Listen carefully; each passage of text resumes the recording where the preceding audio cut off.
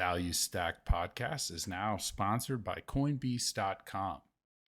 If you need extra one-on-one time to get your Bitcoin questions answered, book a call with a Bitcoin pro at Coinbeast Connect to get expertise you need with topics ranging from security, privacy, mining, Lightning Network, and more. It's easy to get started. Simply go to Coinbeast.com, click Connect at the top of the page, and book a call with the pro for the topic that you'd like to discuss. So thank you guys at Coinbeast for sponsoring this show, and check them out at Coinbeast.com to get the Bitcoin support you need. Now, on with the show.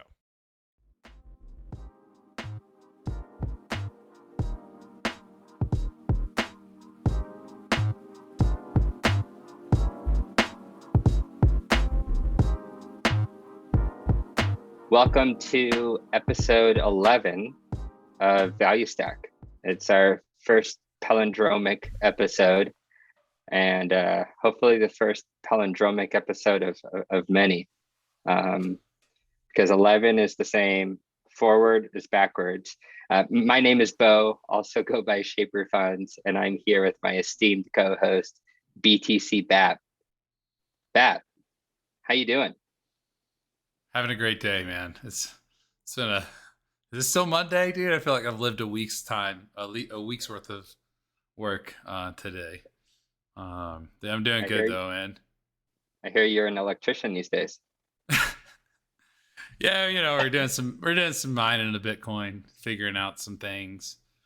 It's amazing, like how much electrical knowledge you really need to have if you want to build out like anything more than like one or two machines, right? Like standard homes don't really support the type of voltage that you need and the continuous power draw, and so have just been like diving in that, just having an interest in it. And I think it started with the halving, not the halving of the rate of Bitcoin's subsidy, but the halving of the hash rate rather, over the summer, right? Like the hash rate dropped, I think it was like 30-40% in like a week. And we talked about that. And if I could go back in time to like Value Stack episode 3, I'd be like, buy mining machines. What are you doing? Right. And so, but some things have just panned out, personally, that have, kind of made me look into it more. So yeah, I learned all about that stuff. Exciting. You're in a different spot today, huh? Yes, I'm testifying in front of Congress, and with Holmes. No. If for those of you just listening to the podcast, I've got the Janet Yellen buy Bitcoin thing going on behind me. But no, I'm in California seeing family. Been on a 3-week road trip now, seeing friends and family all across California. So it's been a great time, and that's part of the reason for the delay in recording this. So happy we're able to make it work, and super excited to be well into the double digits. Yeah, man. I'm glad that we're gonna have to get another episode in like a week to hit our two per month goal.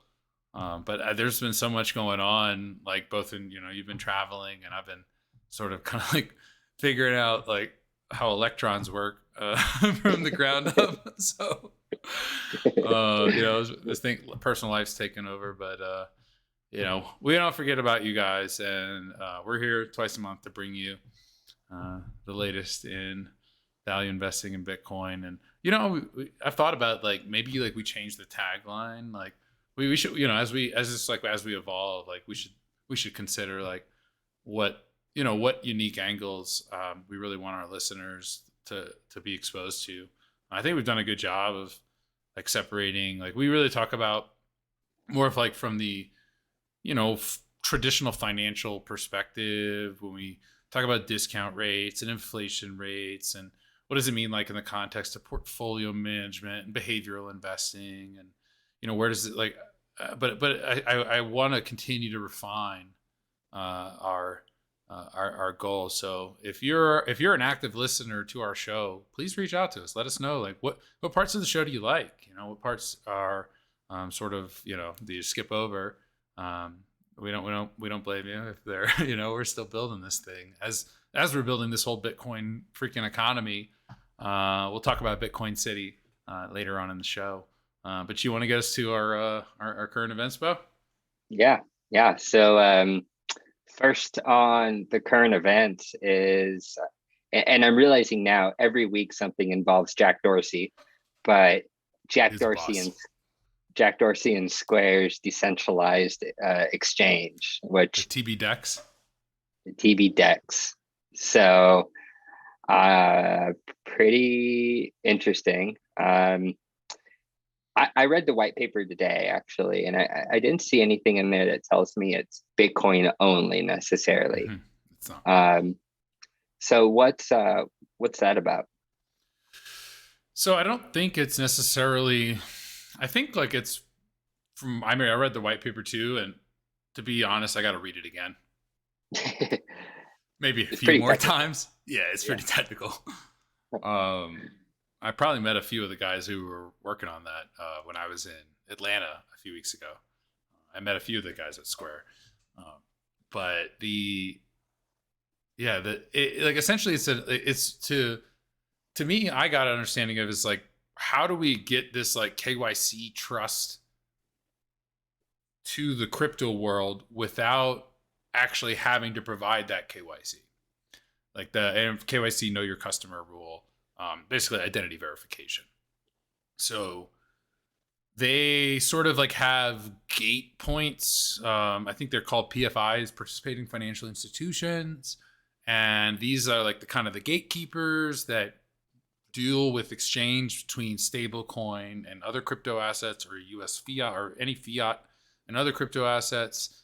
And they have issue these things called verified credentials, which then are sort of like, that's like your decentralized identity, and other people can decide whether they want to trust that issuer if they respect those credentials or not. So there's a world where maybe like, you know, you have some sketchy ass platform that's like issuing verified credentials that are really sort of like, I don't know if I want to believe that. But maybe there's others that require rigorous KYC and background checks, and maybe those have more weight. And the protocol is supposed to be kind of trust neutral, to what I understand. Like there's no predefined requirement of trust. It simply identifies kind of what level of trust is present, and you leave it to the free market to decide whether you want to accept those conditions or not. So, for example, you know, highly trusted transactions may have more requirements, and therefore the fees may be higher. But you have a higher degree of trust, whereas trust, you know, basically like you could have very low degree of trust or confidence, but the fees might be lower. I don't really quite understand it all yet. I mean, I read the white paper once, and it was dense, and it was late at night after I worked all day. So, you know, I can only intake so much, but it's cool, man. I love Square is just firing on every single cylinder. Their stock price is going crashing. I don't know why I own the shit, but at the end of the day, like I am just so thoroughly impressed with Jack Dorsey and what they're doing at that company that I'm just blown away, man. Like the at-home mining they're trying to bring to people. Did you see they launched Cash App launched tax today? Yeah. Cash App tax.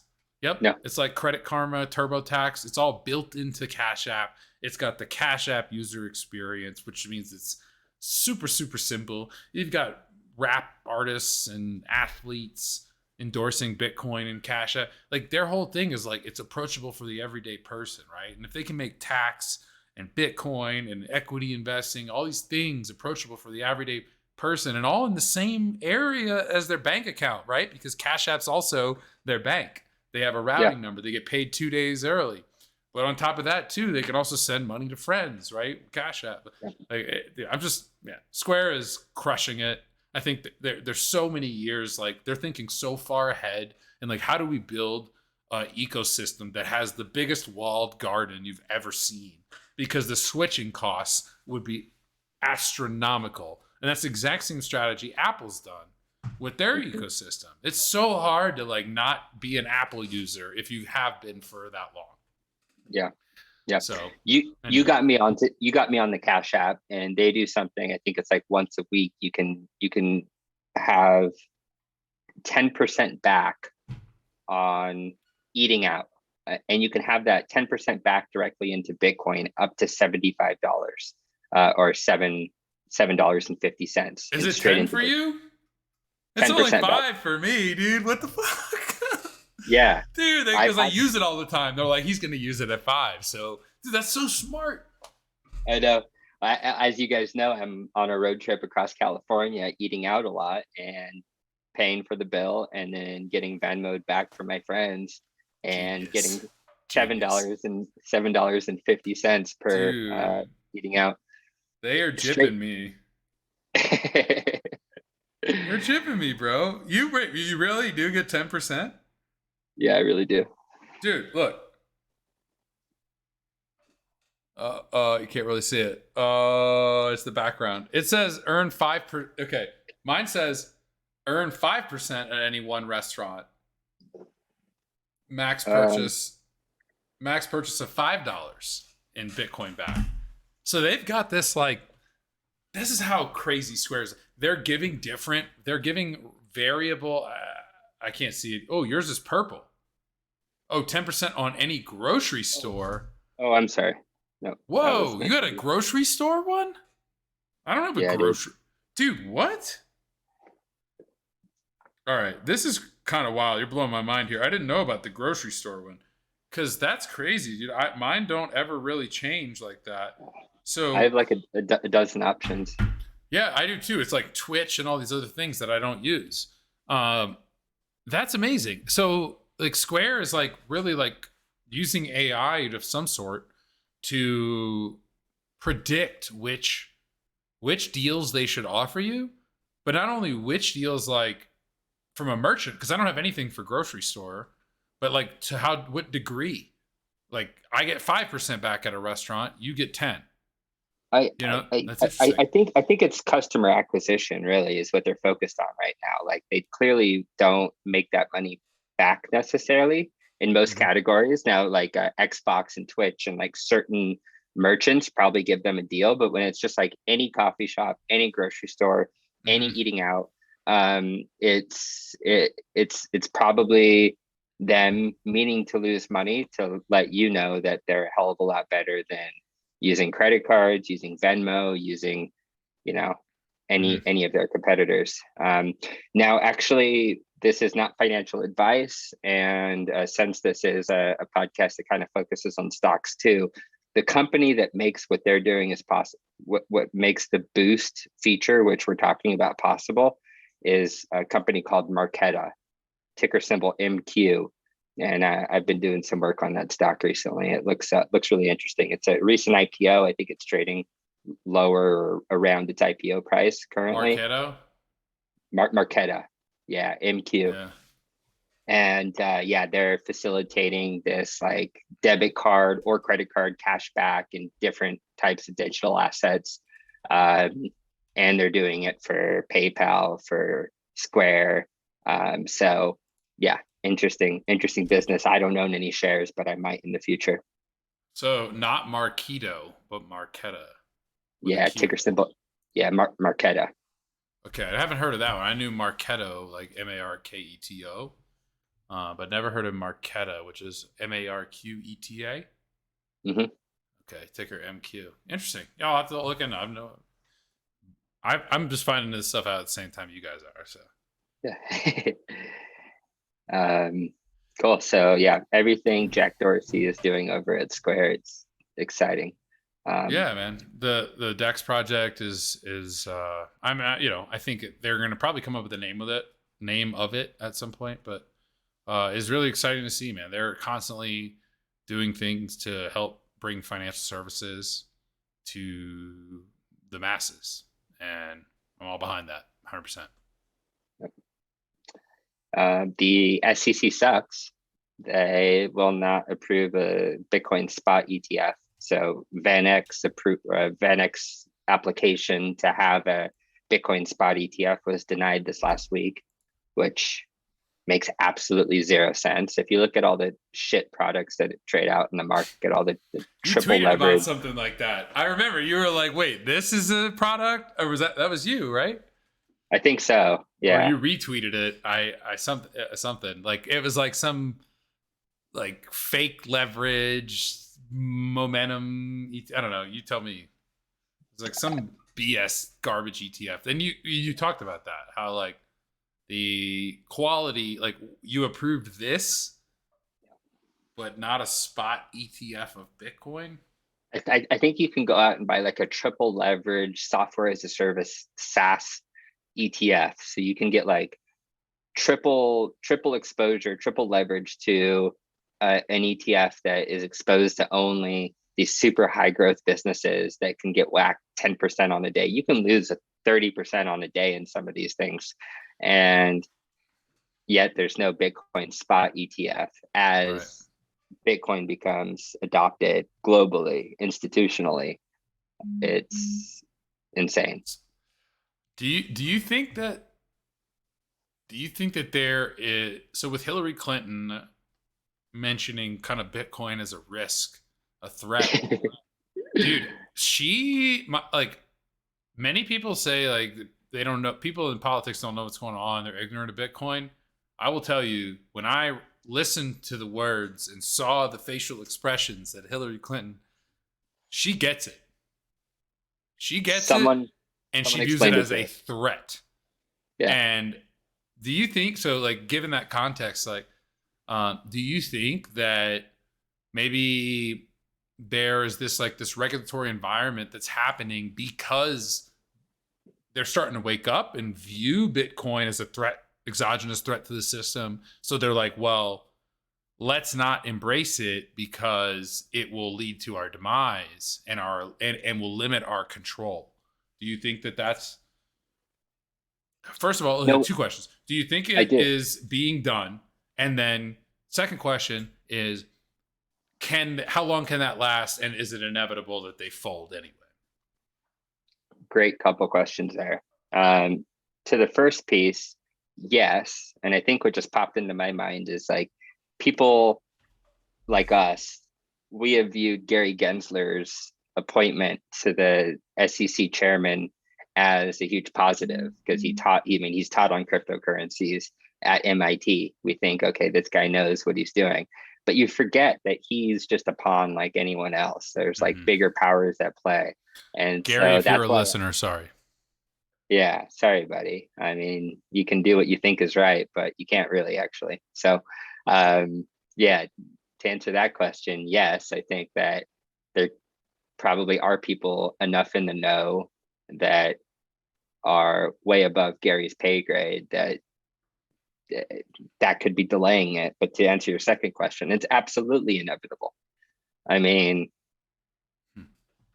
Bitcoin's inevitable. And if the whole rest of the world has ETFs, you think we're going to be the last holdout? I mean,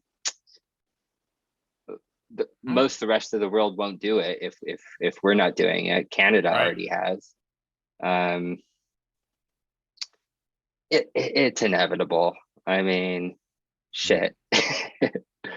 No, I mean, I agree with that. Like, I just was curious of, you know, what your take is. I think it's the same. Like, I do think and you know, I don't have any info to back this up, but I just think the billionaires are holding it down. So their friends who are like stubborn as shit and haven't gotten in yet, it's like, dude, get in. Don't you see BlackRock's getting in? Don't you see all these other people, like, Odell Beckham's getting paid, but I also think that like everybody expected Bitcoin to be 100K by now, right? Like, yeah, we did. Yeah. I'm the most, bullish bull there is out there, but I think we were all overconfident, and that's why we haven't performed the way we have. But also people are getting despondent now because they're like, wait, stock to flow is broken. It's pretty broken at this point, unless we get, 10,000, 20,000. But I think he said that those like aren't. That's a different. He's Plan B is going to figure out a way to like say that it still is valid, and I don't even care about honestly. Like I hope the difficulty crashes along with the price. I don't want it to go up too much yet. So but I would like the hash rate, the dollar per terahash per USD to go, or dollar per terahash per day to go down, so that the machines that I buy are cheaper. I think Plan B will concede that the stock to flow is invalidated, but maybe that'll come after a couple months of being lost at sea.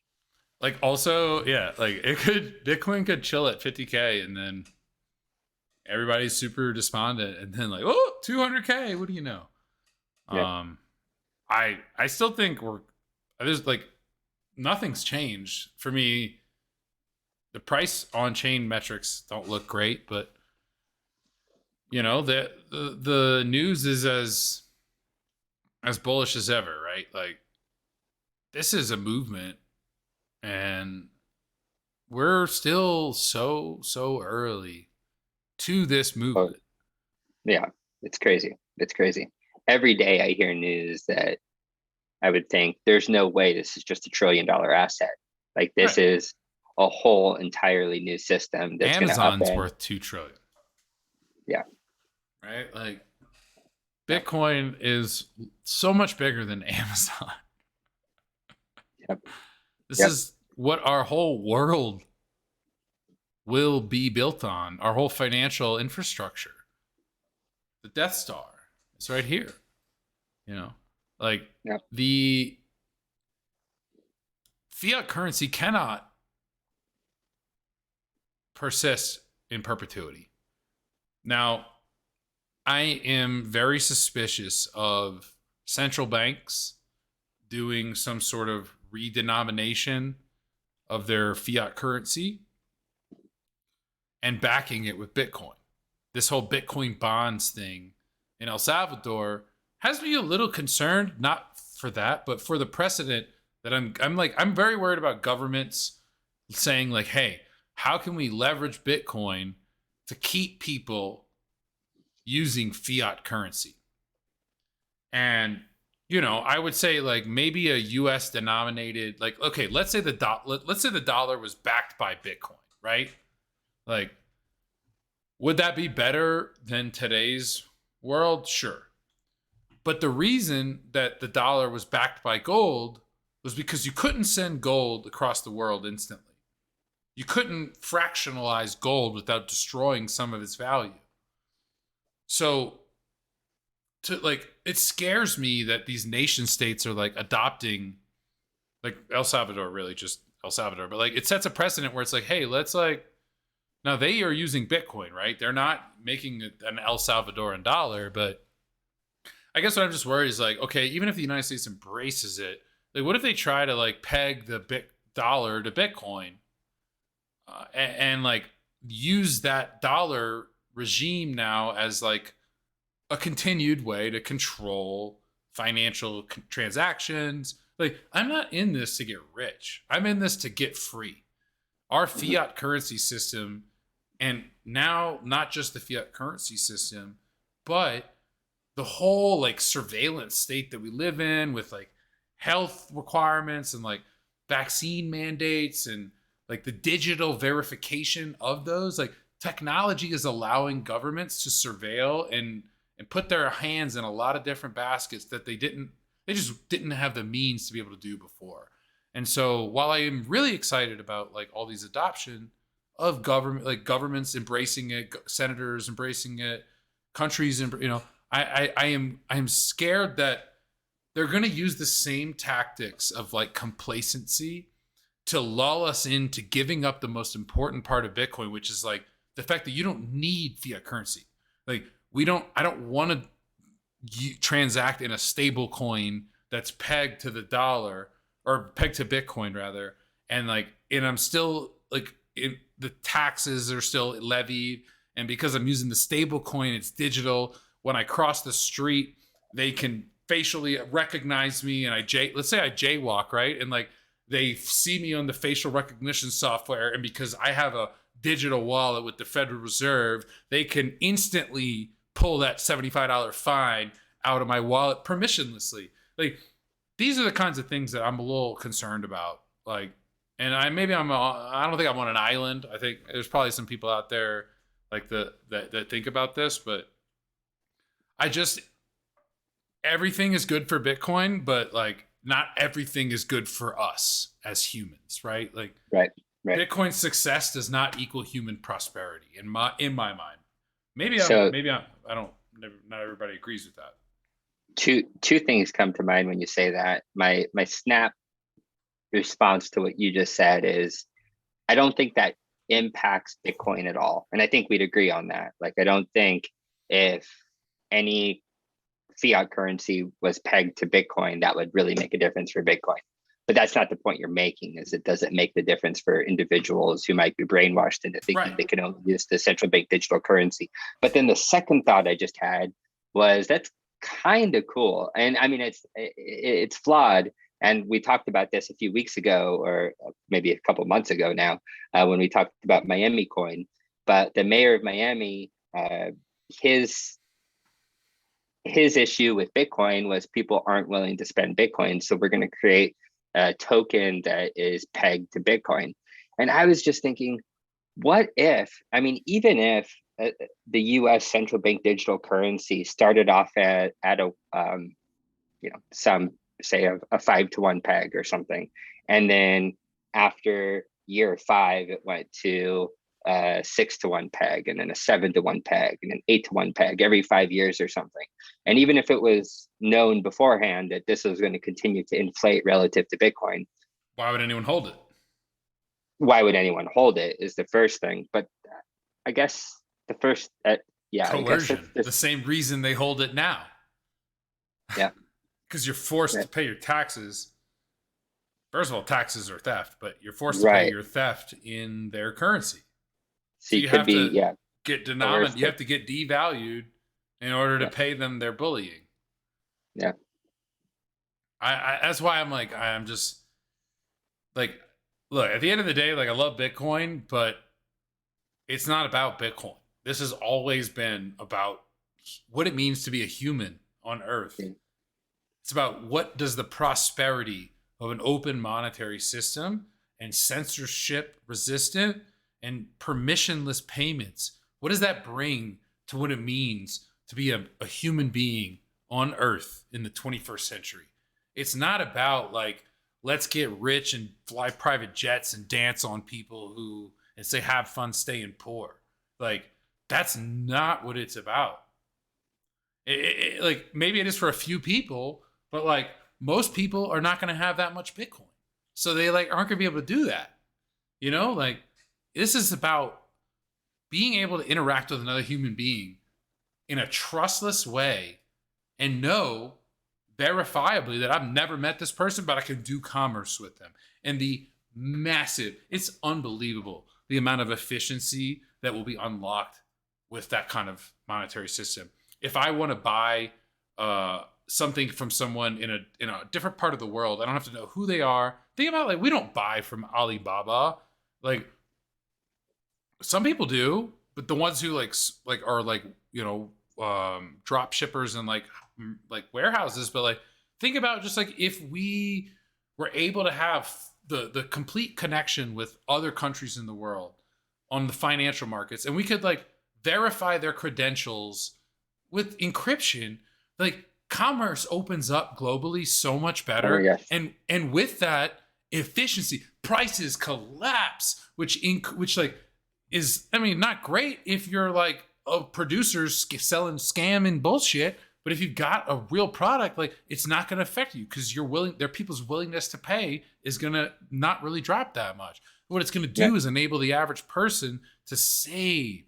And if the average person can save, then they can plan. And when they can plan, there's no economic loss. And there's no economic malinvestment. Like, if I put all this money in these investments and then they go to shit, that's economic loss. Like, if I can plan reasonably, like, we keep building, you know? Yeah. Well, yeah, you can't price anything when there's distortions in the cost of money, which is the basis for everything is pricing related. Pricing is information. It's like, listen to anything Jeff Booth talks about. If you listen to us, listen to Jeff Booth. And he talks about that distortion in pricing and how that causes so many problems. If you had perfect information, it would be very obvious whether a decision was good economics or not in your favor. But because you don't, you always guess. You're always just like, I don't know, roll the dice. It's probably going to work. And you find out. And like sometimes there's economic destruction and capital inefficiencies in that. And it's not perfected by Bitcoin, but oh my goodness, is it improved upon? No, it's almost perfected. I don't see how it isn't actually. And then it's like pricing signals. Like globally, we have one market for pricing. And so if we have one market for pricing, information is all from all market participants. Like, let's say the price of wood in the United States, like, okay, maybe it's different in China, like, and there's shipping things and all. Maybe I'm going down the path I don't want to make, but like, my point is that like, especially like an electronic good, like, okay, let's call it like Bitcoin, right? Like, every participant, no matter where you are, is looking at the same market information. And so if someone in China thinks that Bitcoin's at a huge discount, and somebody in America thinks that Bitcoin's at a huge premium, those two convictions will meet each other in the marketplace and result in a fair price based on all the participants. But when you have these closed economies, it makes Bitcoin one price in another country and another in one price in this one, and not just Bitcoin, like everything, like it's like that. Like, but you know, like we need one global economy for a globalized. We need one currency for a global world, for a globalized economy. Yeah. This is a perfect segue into inflation, because part of these pricing distortions means that virtually 100% of the world's bonds have a negative real yield. We talked about this again a couple months ago, where I think at that point it was 85% of the world's bonds when inflation was like nearing 5% in the US. But now that inflation is 6.2% in the US, and then, I mean, go down to Venezuela and Argentina, right, their bonds don't even get close to their inflation rate. And everything in between us and Venezuela, Argentina have that same issue where rates are a hell of a lot lower than inflation currently. So you can't hardly get yield on any bonds in any part of the world, no matter how junky, no matter how much default risk you're willing to take with fixed income. And remember that most of the sovereign wealth funds, all bond funds, pension funds, are all mostly exposed to fixed income with a guaranteed loss of purchasing power. So this is like the end game. This is like Ray Dalio talks about the end of the long-term debt cycle, where you're pushing on a string because rates can't go any lower. And the only way to stimulate the economy is by printing more money. And we are literally watching it in real time. So this is where we are. Yeah. Yeah. Inflation is reported inflation, right? Like we've been talking about inflation for a long time. But reported inflation is finally rearing its head. 6%, highest in decades. Shocker. Shocker. Like when you create a third of the money supply in a few months and you let it trickle down via cheap loans, it's got to result in price inflation. Yep. You know, like I don't understand really though, like the CPI. I mean, I understand how it's calculated, like CPI, PCE, but what I don't understand is why people put so much credence on, like so much weight on the CPI. Like price inflation is not what I'm looking at, because all assets have basically assumed some level of monetary premium, and most people don't. Like, I imagine you understand what I'm saying, like, but like, most people don't. I don't even understand what that means. Like, Yeah. Used cars have a monetary premium. That's why they went up in value. They didn't go up because used cars are more valuable. They went up because the dollar went down, and they preserve at a 30% monetary inflation rate, new supply divided by total supply. At a 30% monetary inflation rate, used cars depreciate less than the currency. So there's a monetary premium. It's like a bond. Yeah, right. And so, like, if an asset goes up in value, like an equity, which like compounds profits, has tax deductions, or Bitcoin, right? Like, these things have crazy premiums on them. That's why you've seen the equity market's price to earnings at the highest it's ever been. And it makes sense. Because it has a monetary premium now. It's not just about the business. It's assuming like a savings quality to it. And there's a uptick in value of that because it's a savings tool. Yeah. Same reason why people go buy a bunch of land or go buy multifamily housing complexes. Those are even more interesting because with that you can generate cash flow in addition to wealth preservation and use leverage. Yep. But yeah, man, inflation's getting rough, dude. My grocery bill is never under $100 anymore. Literally never. My roommate and I, Alex, we went to the grocery store. We got like 7 things, and it was like almost $100. Like, granted, like most of it was meat. Like, meat's expensive. It always has been expensive relative to like vegetables, but way more caloric dense. So, like, every run is $100, dude. Like, we went yesterday and we got like a 12-pack of beer and a couple other things, and it was like almost 200. It's crazy. Yeah. I'm like, I make sure to talk to the grocery store clerks too. I'm like, the lady said, "Oh, you got the cashier." She says, "Oh, you got a lot for that." And I said, "Yep, inflation's a bitch."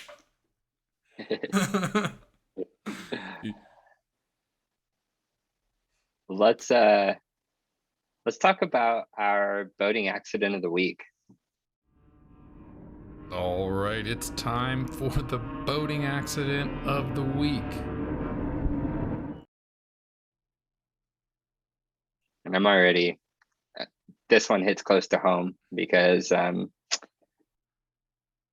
had, and if IRS is listening, it's true, I had about $5.60 at Robinhood invested in Bitcoin, and it's all gone. Oh, it's gone? It's gone, even though you can't transfer. Boating accident. Dude, you lost it? You better have Dude, that. It's gone. I don't know how it went loss. to another wallet address, even though Robinhood doesn't even do that. It was all lost. Dude. Yeah. So like a bunch, like millions of, I have Robinhood. I'm sure I didn't look because I didn't want to know. But I'm sure my shit got leaked. My name, my home address. It's funny. They've been emailing me to update my credit info, for like months. I don't have any money at Robinhood at all. I just use it to like check the real-time price of stocks because I have an account. But they have been emailing me to update my income information and like confirm all this stuff. And I'm like, yeah, go fuck yourself. I'm like, I don't need it. And then they get hacked. I'm like, that's fine. But like, they had my social. I don't know if my social got compromised. Like, dude, I'm pretty sure my social got compromised by like some like T-Mobile hack, which is crazy because I've literally never been a T-Mobile customer in my life. So I don't know how T-Mobile got my social security number. But yeah, dude, like the next like pandemic is the cyber pandemic. It's already unfolding. The narrative is here. Davos has probably already done a preparation meeting about it. Like, dude, it's here, man. Like, nothing is safe online, and it's all so fitting that they're going to be like, you need the central bank digital currency so that we can protect you because Bitcoin, they can get hacked. And if they get hacked and you lose it, we can't help you. So here, come into our bailout-based currency system where we'll take care of you and we'll undo any bad guys and we'll make sure that it's surveilled and perfect and safe. Dude, ugh. Robinhood. Dude, yeah. I mean, like, they already had the Citadel stuff. Actually, I want to add one thing. You saw the Constitution DAO? Yeah, I can't believe you didn't put this. The best. All right, so Ken Griffin. Robinhood was the whole platform that everybody was like, GameStop, AMC, let's stick it to the rich guys.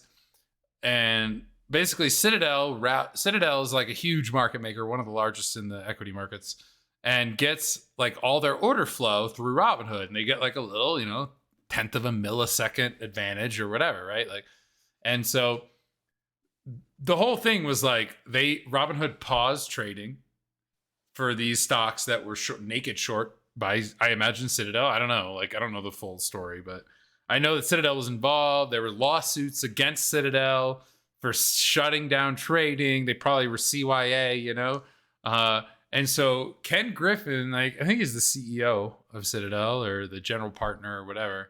Founder, yeah. He not only did he the same day gets out the Robinhood lawsuit scot-free, right? And then from the fine, I guess like the fines he was expecting to pay,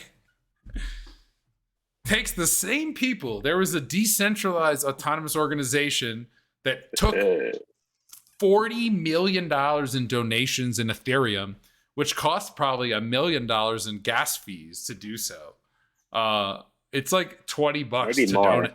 It was like $20 to donate. So like, you do the math. I don't know how many individual donations times $20. Yeah. Not only so they raised it, and then Ken Griffin silently outbid them on buying the Constitution at the very last minute. When there's probably so much crossover of like the same people that were in GameStop were like also in the Constitution DAO movement, and like he just stuck it to him twice in 24 hours, dude. He's like, you cannot win against these people. They make the rules. Stop playing. And like now the irony is like everybody, they're like, oh, you're gonna all get your money back minus gas fees, which like if you donated $200, you lost like 30% of your donation. Dude, that was amazing. And also stop fighting the billionaires. Constitution DAO, don't project what your high bid is going to be. You're never going to win an auction. That's like something we would have never foreseen unless it actually occurred, or I guess some people could have. That's like the unfortunate part of a DAO, and having that like public distributed formation is you don't have that same like private information that a leader would take into an auction. Everyone had to know what they knew how much they had, right? He's just like, I'm just gonna outbid him. Like dollars above what they could do, and part of it. So Constitution DAO put out a thing saying not only was it the price of the Constitution, but it was like the upkeep of the document would have been so much per year. This is exactly how much we're willing to bid. And Ken Griffin knew that amount and bid like $1 higher. And then it's not dynamic how they make decisions. It's like requires all this voting and stuff. Right. So they can't make things on the fly. Yeah. Oh my gosh. That's just so fascinating. I mean, it was kind of cool that they raised all that money, but like also a lot of that was probably illegally earned. Yeah. I'm sure there's a lot of black market money in that Constitution DAO. And then they'd have been like, oh, I'm going to, this is a donation to charity or something. I don't know. Maybe it wasn't. But anyway, well, Robinhood, Ken Griffin, the whole thing, dude. Opt out. Okay. Well, this is a decent segue into There's two other topics that we want to discuss at a little bit more length, even though everything we've discussed is at length. The first is the millennials. So millennials do not want fancy financial advice. And so I think it was the Wall Street Journal just had a story about this, how millennials aren't working with financial advisors, mostly because they're buying crypto. I mean, like the TLDR is millennials buy crypto and don't think they need a financial advisor. Crazy. Isn't a couple of years ago. We are millennials. We're millennials. We're also either are or were financial advisors. So. I know. And that's why I can't do it anymore. Because I get it. I'm the same way. I'm like, I'm not going to pay a financial advisor.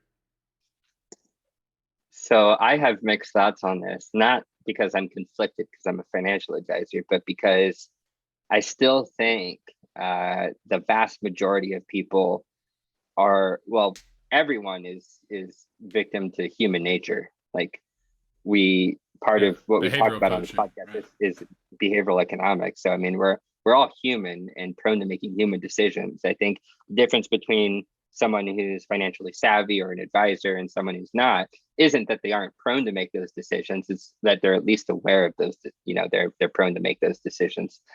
And so part of me is screaming out like, you people are idiots. But the other part of me is like, well, if people would understand what Bitcoin is at its core, then you definitely don't need to hire someone like me.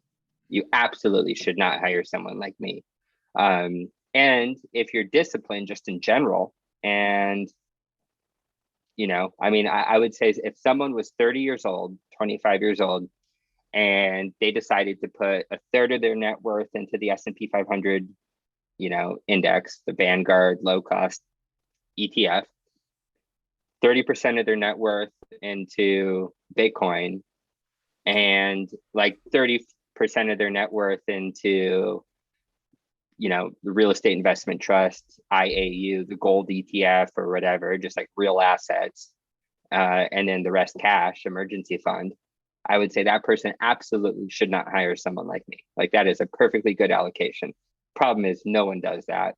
Right. Very few people are all in on Bitcoin, the real pristine digital asset. So that's the part of me that's screaming out like, what are these people up to? And we're financial advisors, in addition to the behavioral coaching, tax strategy, but that's the thing, you can't give tax advice, right? Like to me, like the most valuable advice I get is like navigating tax strategy, retirement withdrawal strategy, like these things are like cash flow strategy, debt to equity, debt to income ratio strategy, credit management, like the things that we were talking about before we started recording, right? Like, all right, I have this asset. How do I leverage it to get this cash flow, to get this tax deduction, to get this business write-off, expecting this discount rate with this expected appreciation rate, with this increasing difficulty rate? Like, there's a need for that because I need that. And I've been a financial advisor for many years. And I'm also a Bitcoiner. And apparently I'm an amateur electrician. And I cannot answer these questions. So like I'm consulting with mining experts, tax experts, financial advisors, people who are like helping, like financial analysts who like run like discount cash flow models, like people who like there's just it's really like a multidisciplinary, like like budgeting is like a skill. Like the need is not building a 80-20 portfolio. That's not where the financial advisor adds value. That's done easily with software.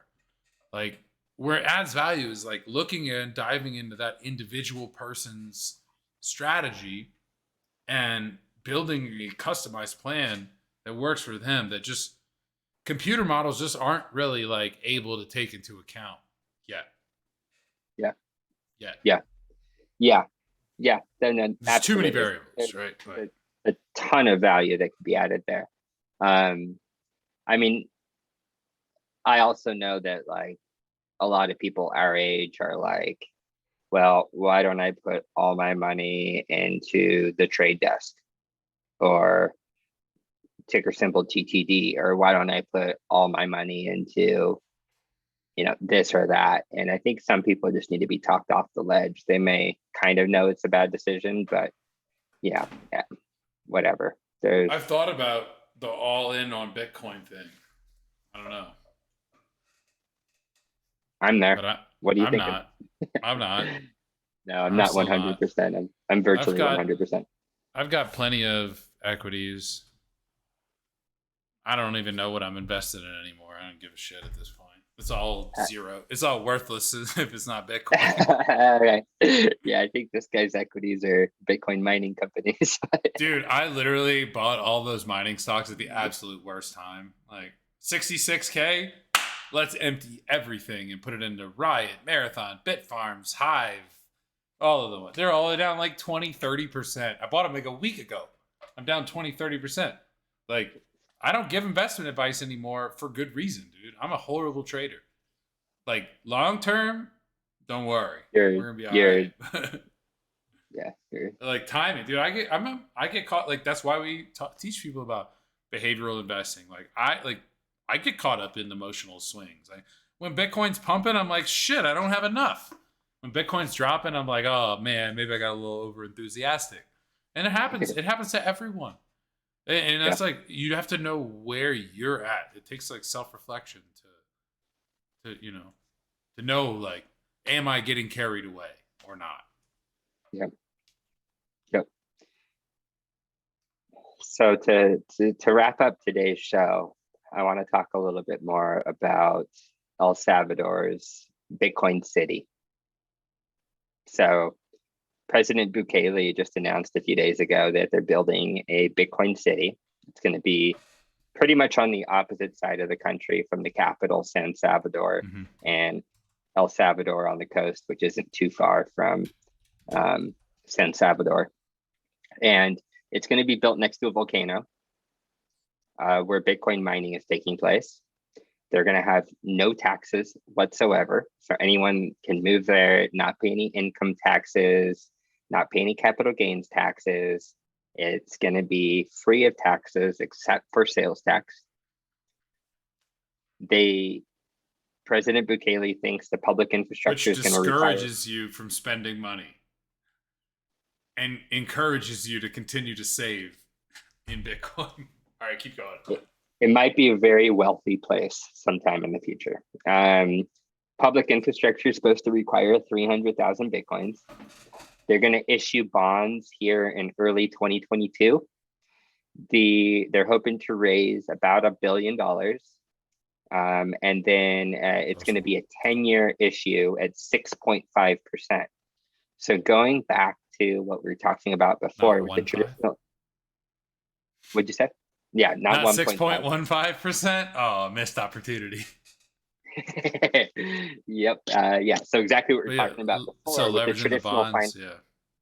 The traditional finance world is fucked because you can't get a yield greater than inflation. Where here's a way that even in terms of the best currency on earth, I'm saying that in air quotes, the US dollar, fiat currency, it's greater than 6.2%. It's 6.5%. They're issuing federal bonds at, like, national bonds at 6.5%. What's like a high yield sovereign bond? Emerging markets are like 5 something right now. Okay, so it's in line with emerging market bonds. Okay. Yep. All right. They're going to be issued via Liquid, which is a side chain of Bitcoin. And I thought Bukele made an interesting point when he said we're going to try to issue 10 bonds that will be valued around $5 billion. And he said if 10 other countries decide to do this, we're at half of Bitcoin's market cap, about $500 billion. No, that's not correct. I got this from a Reuters article, but now I'm realizing it would be $50 billion in Bitcoin. Right. That'd be 1%. To have 10. Okay. So if 100 countries do this, then that's half a bit. If 100 countries do this, that's half of Bitcoin's market cap. That would make the market cap of Bitcoin go up each time that they do that. So the dollar denominated, the dollar denominated amount would be less. So like, it sounds good. And this is again like why I don't love governments commandeering Bitcoin. Like, Yep. we don't like. You just got to be careful. Like, this is all so great. I'm excited. We got to go down to El Salvador. Oh yeah. We have to. Let's record a podcast. We got to go down. Yeah, we have to do an episode in El Salvador. I have to say it like that every time. It's important. But like we have to go there. But dude, it's exciting. It's all awesome. Casa, as you know, like our names in Spanish, like we need to go expand to El Salvador. I think like there's a huge educational opportunity there. And teaching people the right way from the onset is so important. You want to build good habits at the foundation. Love to see that event that they hosted last week. Jameson, our CTO, Jameson Lott, he was there. And cool to see that President Bukele is going to be a speaker at the Bitcoin 22 conference. Very cool. Hope you're coming. I'll be there. Get your ticket. They're going up. Some interesting stuff. It's a lot to digest. And yeah, as you said, I hate the idea of governments commandeering Bitcoin. I'm encouraged by the fact that I don't think they really can. But it also can impact the narrative. If Bukele steps out of line, and that can be worrisome. I still stand behind. I think if I ever get a tattoo, it'll be on my arm and it'll say, maybe it's, I don't know which way it goes, but it'll be like, rules, not rulers. I'm just like, so. Maybe I won't, because that seems like a really tacky tattoo, but like that foundational, that's like a foundational belief, like core to my being is like, and before I was ever in Bitcoin, like I'm like, look, it makes sense that we have rules, but who the hell are you trying to tell me what to do? Yep. You can ask my parents. Since I was like 5 years old, I've been that way. So that's why we're friends. I'm sure you were saying. Good stuff, man. Well, should we? We're almost at an hour. A little longer episode today. Hell yeah. We had a little delay in the getting it out, so I think well deserved. We had one topic that we wanted to get into, so we'll maybe hit that next episode. If we don't, it wasn't that important anyway. But we are planning to have some guest speakers on the next couple episodes, so stay tuned for that new format. We're still kind of working out like how we're going to actually structure and format that, because there's going to be like another guest, and we're going to have to do more editing and like another screen, and so we're just kind of making sure that we want to do it right when we do have that on. So stay tuned for that. But we'll be having. Can we announce like who? I don't know. Let's keep it until we do. But yeah, I think we already may have said it anyway. So we have some good guests coming on. I'm super stoked. That's right. So you want to send us off? You? All right.